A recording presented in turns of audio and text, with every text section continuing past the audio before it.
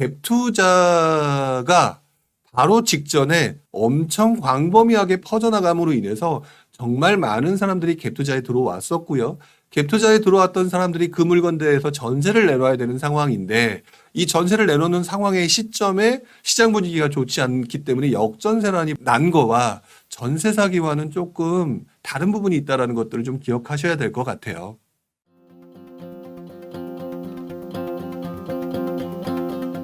자, 전세 시장의 분위기가 지금 제가 몇 주에 걸쳐서는 전세 시장이 여러분들이 생각하는 것처럼 최악의 상황은 아니다.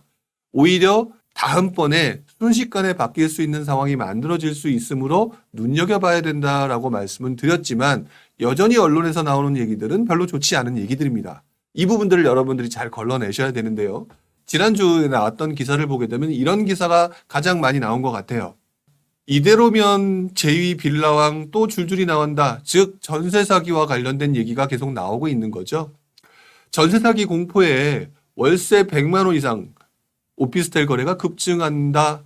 대놓고 오피스텔 거래가 엄청나게 급증했다. 이런 표현은 아니더라도 쉽게 말하면 전세 사기에 대해서 우리들이 굉장히 공포감을 느끼고 있다. 그러다 보니까 정부는 전세 사기 특별법을 발의해서 피해자들의 경매자금 대출을 해준다든지 이런 식으로 뭔가 바꾸려고 하고 있다라고 표현을 하고 있는 거겠죠.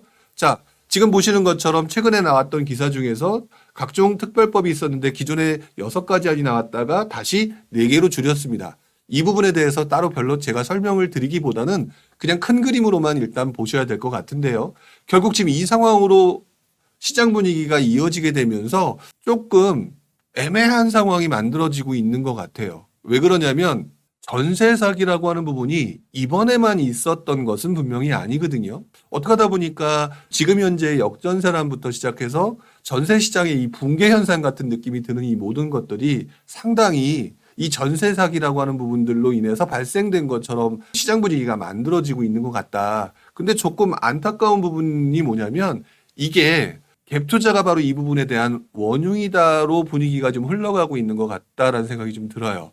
자, 그런데 조금 더 냉정하게 좀 여기서 설명을 좀 드려야 될 것 같아요.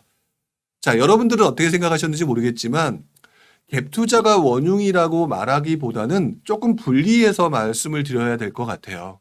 전세 시장에는요, 항상 전세 사기꾼과 갭 투자자들은 다 다른 형태로 구성되고 존재하고 있는 거라고 저는 보고 있어요. 예전부터 그래 왔었고. 그런데 그 당시의 시장 상황을 이용해서 무언가 사기를 치려고 하는 사람들은 항상 존재를 했었고요. 이런 것들로 인해서 많은 사람들이 전세 사기에 당하고 이런 부분들이 존재를 했었죠. 자, 그런데 문제는 그것들로 인해서 갭 투자자들이 모든 것들의 원흉인 것처럼 표현하는 그런 것들을 착각해서는 좀 안 된다라는 생각은 드는 것 같아요.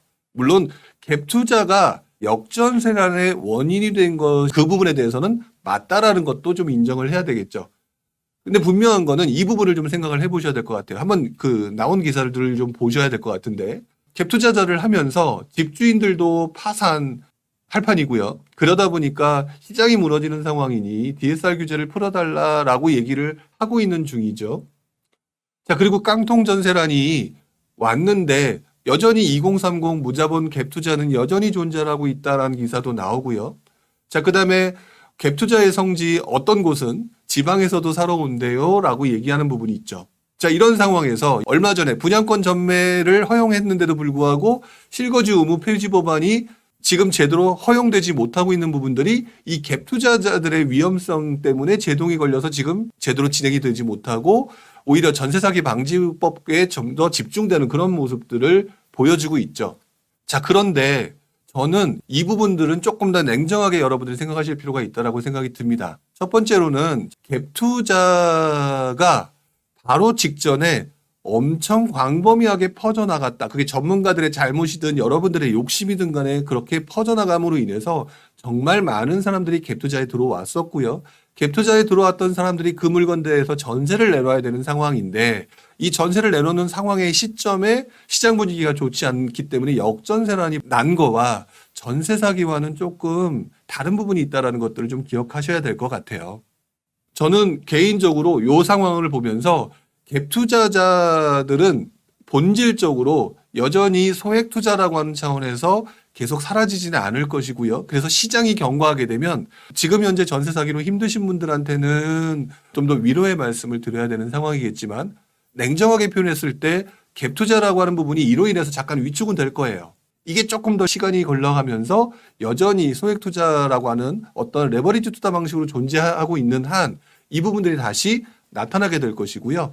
그 과정에서 뭐 깡통 전세라든지 역전세라든지 이런 부분들은 조금씩 사라져 가겠죠. 그러니까 이분이 최근 나왔던 기사들의 이 갭 투자자 이꼴 전세 사기와 같이 동시에 보는 약간 그런 모습들은 냉정한 판단은 아니라고 생각을 하시는 게 맞는 것 같아요. 마르티네스 님이 이런 식으로 표현을 해주셨네요.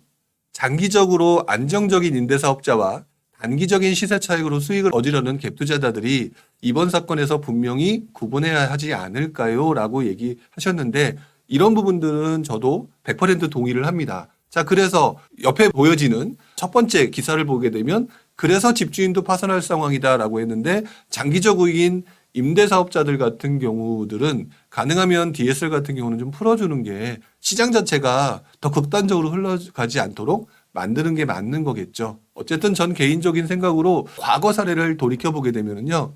2010년 초반 그때 전세 가격이 올라갈 때도 전세 사기는 존재를 했었습니다. 근데 그때 전세 사기가 어떤 형태로 나타났냐. 전세자금 대출이 활성화되던 시기, 그 전까지 별로 없었던 전세 대출이 활성화되는 시기라 이 전세 대출을 이용해서 불쌍한 서민들의 등을 치는 그런 전세 사기들이 발생을 했는데요. 이 전세 사기와 상관없이 갭 투자들은 여전히 존재를 했었던 거겠죠. 그래서 그 당시에도 갭 투자자들과 전세 사기를 치는 사람들은 서로 조금 구분이 되어 있었다. 그리고 지금도 역시 마찬가지인 것 같다. 여기에 전세 사기를 치신 분들 중에 상당수는 이렇게 악의적으로 하신 분들도 있지만 또 한편으로는 갭 투자를 되게 욕심을 부려서 과도하게 해서 역전세란이 났고 과도하게 해서 역전세가 난 것들을 제대로 해주지 못하면서 발생했던 일종의 요즘 같은 그런 상황도 만들어지게 되는 거거든요. 그러니까 항상 소액 투자라고 하는 부분들에 있어서 시장 분위기를 모른 채 과도하게 들어오는 갭 투자는 지양해야 된다는 거. 그 부분을 기억을 하셨으면 좋겠습니다. 그때도 살아남은 사람들이 갭 투자로 성공을 한 것이지